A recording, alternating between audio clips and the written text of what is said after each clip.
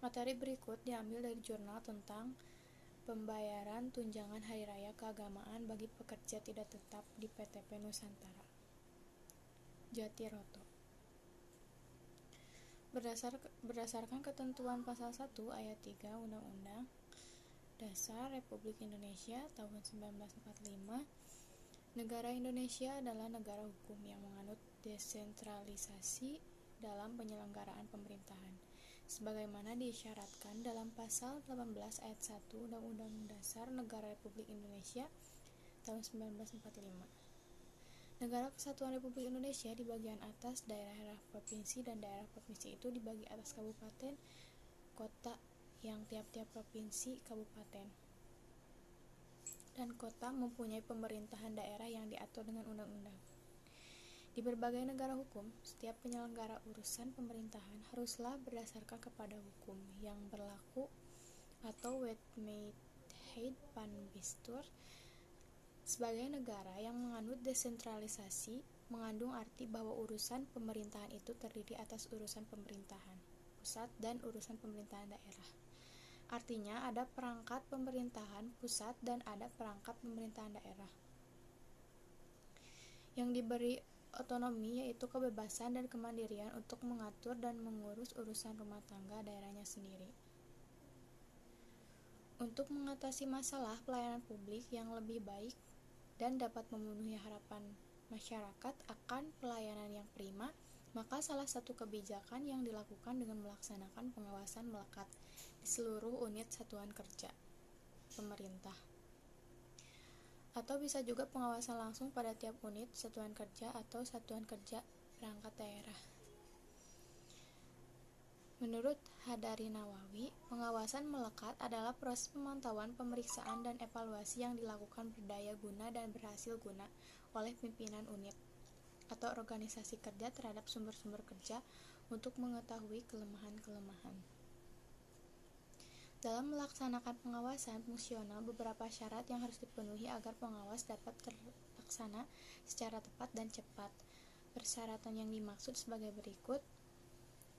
Apabila masyarakat merasa haknya untuk mendapatkan pelayanan yang berkualitas sesuai dengan asas dan tujuan pelayanan tidak terpenuhi, masyarakat berhak untuk menyampaikan pengaduan atau laporan dan gugatan. Dalam perspektif hukum, pengaduan dilakukan terhadap penyelenggara yang tidak melaksanakan kewajiban atau melanggar larangan dan pelaksanaan yang memberi pelayanan yang tidak sesuai dengan standar pelayanan.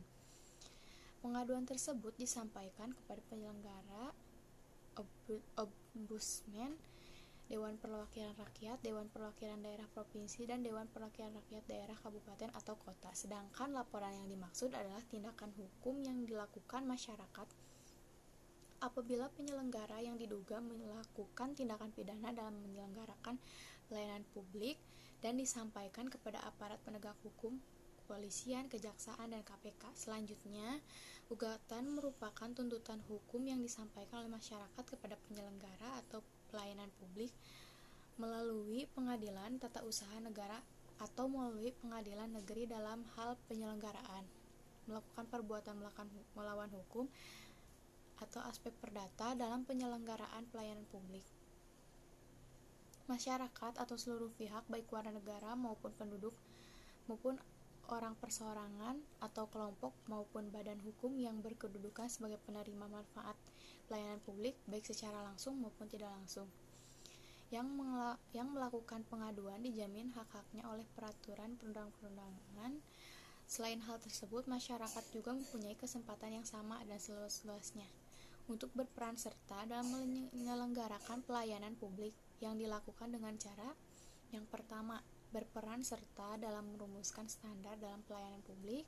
Yang kedua, meningkatkan kemandirian, keberdayaan masyarakat, dan kemitraan dalam penyelenggara pelayanan publik. Yang ketiga, menumbuh kembangkan kemampuan dan kepeloporan masyarakat dalam penyelenggaraan pelayanan publik. Selanjutnya, menumbuhkan ketanggapsegeraan masyarakat untuk melakukan pengawasan dalam penyelenggaraan pelayanan publik dan juga memberikan saran atau pendapat dalam rangka penyelenggaraan pelayanan publik, menyampaikan informasi dan memperoleh informasi di bidang penyelenggaraan pelayanan publik.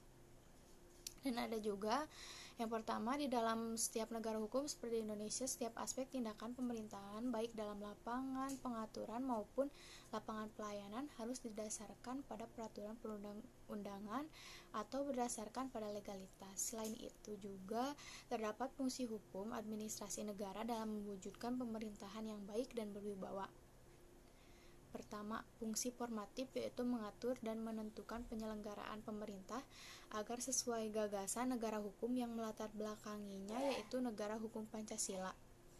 Yang kedua, fungsi instrumental pemberian kewenangan kepada pemerintah untuk menciptakan berbagai instrumen yuridis sebagai saran untuk kelancaran penyelenggara pemerintahan, dan instrumen yuridis tersebut harus sesuai dengan perundang-undangan.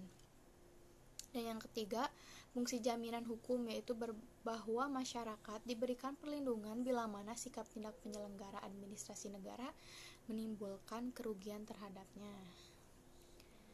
Dan yang kedua, di dalam upaya hukum administrasi negara dalam meningkatkan penyelenggaraan pemerintah yang baik dan berwibawa, terdapat berbagai pengawasan yang diatur dalam perundang-undangan untuk mewujudkan, yaitu yang pertama, pengawasan internal penyelenggara pelayanan publik terdiri dari pengawasan oleh atasan langsung, pengawas oleh pengawas fungsional. Yang kedua, pengawasan eksternal penyelenggaraan pelayanan publik terdiri dari pengawasan oleh masyarakat atau pengawasan oleh lembaga ombudsman dan pengawasan oleh lembaga legislatif. Sekian review jurnal dari saya. Wassalamualaikum warahmatullahi wabarakatuh.